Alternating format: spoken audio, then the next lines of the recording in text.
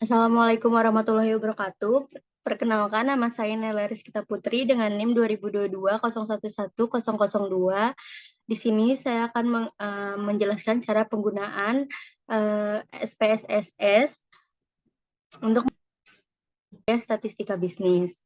Yang pertama itu, sebelum melakukan SPSS, data SPSS, kita harus memiliki tabulasi data atau data dari para responden.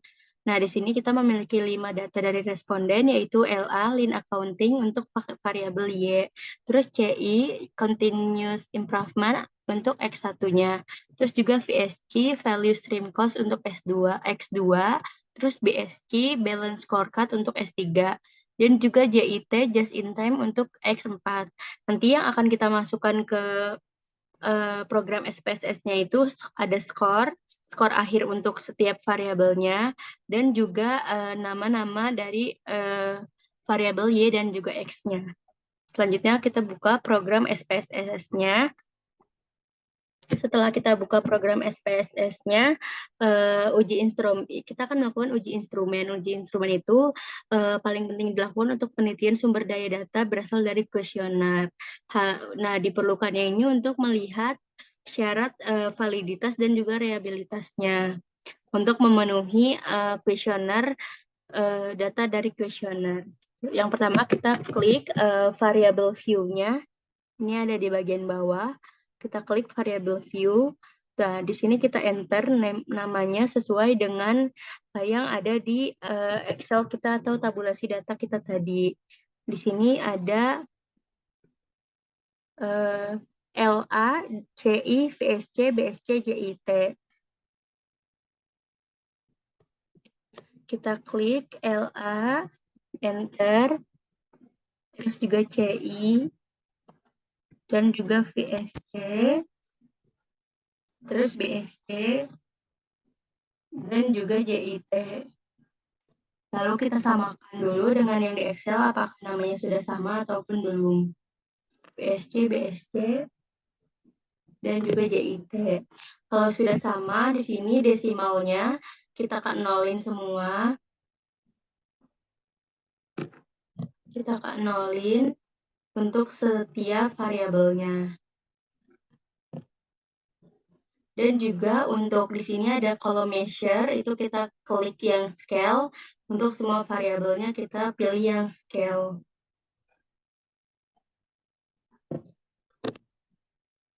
Setelah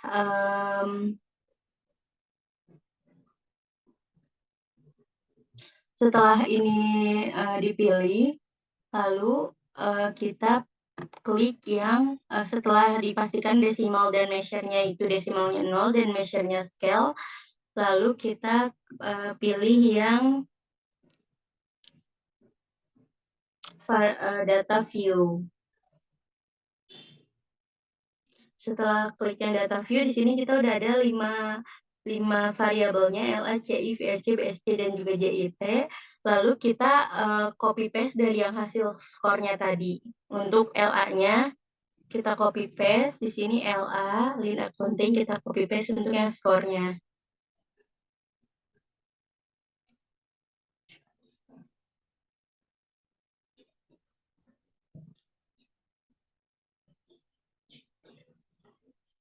Lalu kita paste. Setelah kayak gitu, kita paste untuk semua skor yang ada di variabelnya. Terus juga CI.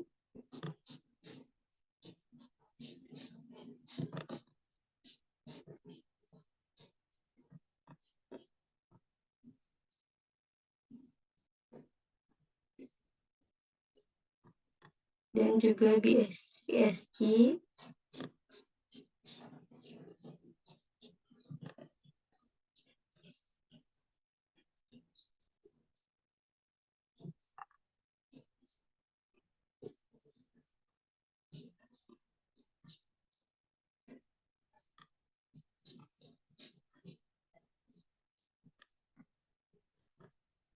Kita copy semuanya.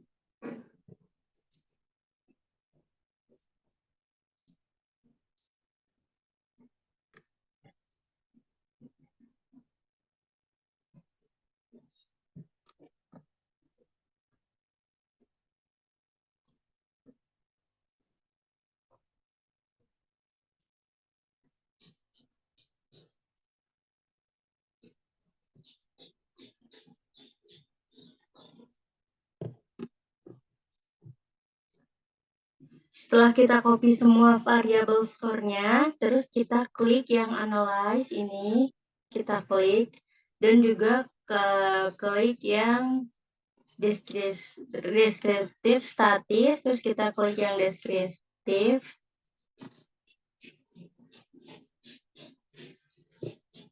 Nah, untuk di sini ada kolom deskriptif dan variabel. Nah, untuk semua ininya kita pindahin ke sini, semua variabelnya kita pindahin ke variabel yang kolom sebelahnya.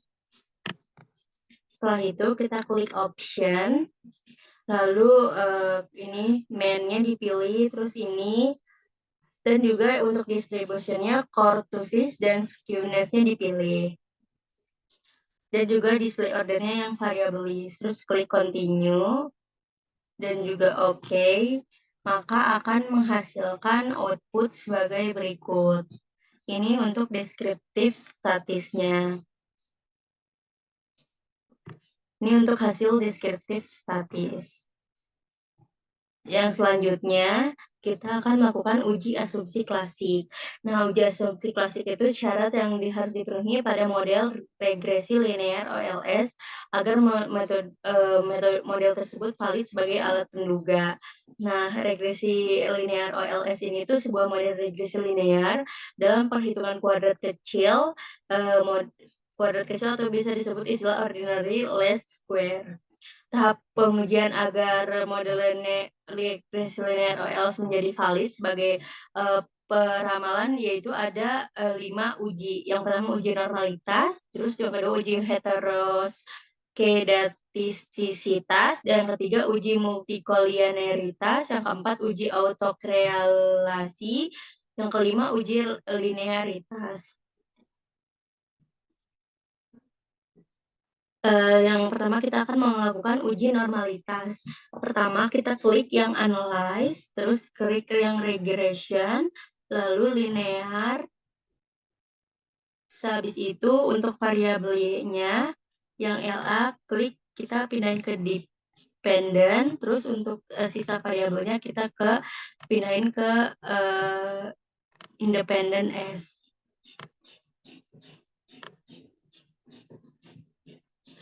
Lalu klik plots, dan juga untuk variabel Y-nya kita pilih yang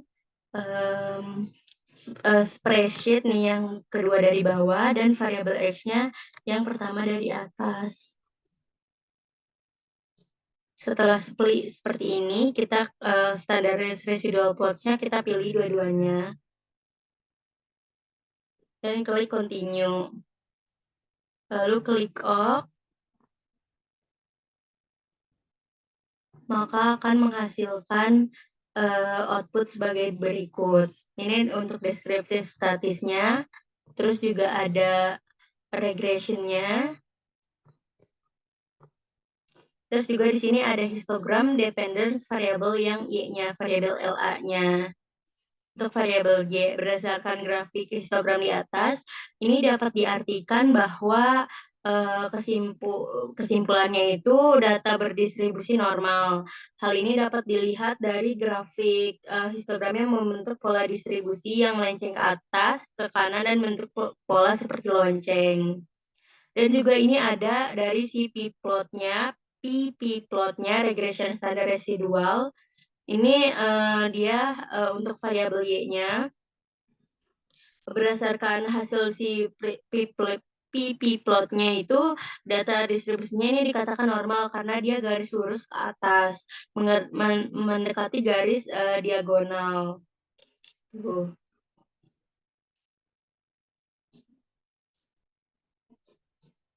Itu untuk yang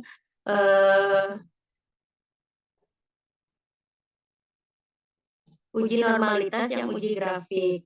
Selanjutnya kita akan yang uji Kolmogorov-Smirnov. Yang pertama itu kita klik analyze, terus regression, terus klik yang linear. Terus ini datanya masih seperti yang tadi. Terus klik save. Lalu yang setelah klik save, kita klik yang residualsnya, klik yang standardized, terus juga klik setelah itu klik continue dan klik OK. Maka nanti akan keluar di sininya res 1. Ini data yang akan keluar res 1 ini. Terus yang selanjutnya kita klik analyze lagi. Terus non parametric test kita klik yang legacy dialog yang paling bawah. Terus kita klik sampel 1 sampai KS. 1 sampel K sampai S. Setelah itu kita pindahkan yang understanding residualnya ini ke test variable list, terus kita klik yang normalnya ini, lalu klik OK. Maka akan menghasilkan output sebagai berikut. Ini outputnya npar test, one sample Kolmogorov-Smirnov test. Ini IM62-nya dapat titik 0,23. Berdasarkan data ini diinterpretasinya, jika nilai asimnya di atas 0,05 maka distribusi dinyatakan memenuhi asumsi normalitas, dan jika nilai di bawah 0,05 maka diinterpretasikan sebagai tidak normal. Dengan demikian data yang disimpulkan dari data ini, maka data ini tidak normal. Selanjutnya kita akan melakukan uji heterokedasititas. Yang pertama, klik regression, klik analyze.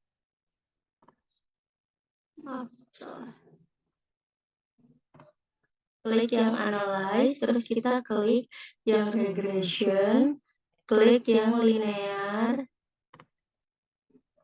terus Habis itu ini klik yang tadi datanya, terus klik save, terus kita klik yang understanding, terus klik continue, klik OK, maka nanti akan menghasilkan data res kayak gini. Terus kita klik transform, terus klik computer variable. Di sini kita pada kolom target variabelnya klik tulis res 2, ada kolom numeric expression-nya, klik tulis ABS underscore res dalam kurung res underscore 1 tutup kurung, lalu klik, maka akan menghasilkan res 2 di sininya yang 65,188 ini. Lalu kita klik yang analyze lagi, terus kita klik yang regression lagi, dan yang selanjutnya yang linear, terus yang depth untuk variabel y-nya kita ganti jadi yang res 2. Nah, setelah itu yang ini tetap, terus kita klik OK. Setelah itu maka akan menghasilkan nilai sebagai berikut.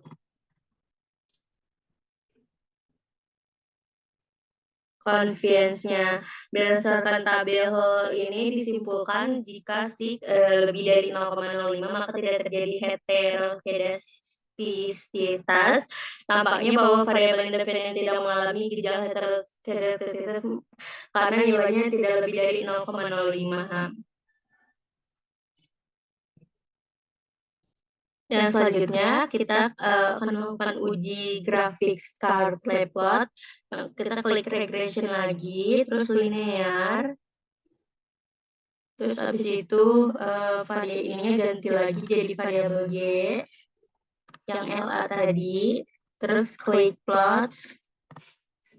Terus ini masih yang kayak tadi, terus klik continue. Klik OK. Nah, di sini kita akan melihat si scatter-plot dependent variabel LA-nya atau variabel Y-nya. Pada gambar titik-titik ini itu menyebar secara acak dan tidak membentuk sebuah pola tertentu, titik-titiknya juga menyebar baik maupun di atas maupun di bawah angka nol, ini nolnya, maka disimpulkan model regresi ini tidak mengalami heteroskedastisitas. Terus yang ketiga kita melakukan uji multikolinearitas. Yang pertama kita klik analyze lagi, terus regression, terus linear, terus ini masih yang kayak tadi, terus kita klik yang statis. Setelah itu deskriptifnya kita centang sama collinearity diagnosis, terus juga kita klik continue, terus klik off. Nah, kita akan mendapatkan hasil sebagai berikut. Nah, di sini ada correlation-nya. Pada tabel ini tidak menunjukkan ada nilai korelasi yang lebih besar daripada 0,08. Maka demikian dapat disimpulkan bahwa tidak terjadi multikolinearitas antara variabel independen yang kita teliti. Dan selanjutnya kita melakukan uji hipotesis. Kita klik yang analyze lagi, terus regression, linear, terus ini yang variabel tetap, terus juga kita klik yang oke. Uji F, maka termasukkan kayak gini yang ANOVA-nya. Dependennya ini variabel Y, prediction-nya itu yang BSC, CI, JTEM, sama VSC.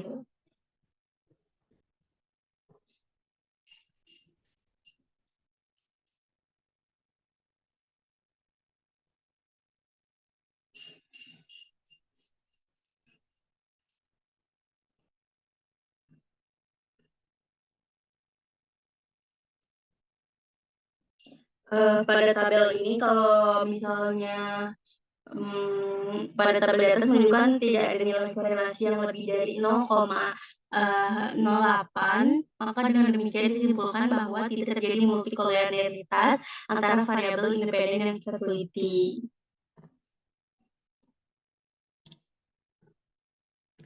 Sekian penjelasan untuk program SPSS dari saya. Kurang lebihnya mohon maaf. Wassalamualaikum warahmatullahi wabarakatuh.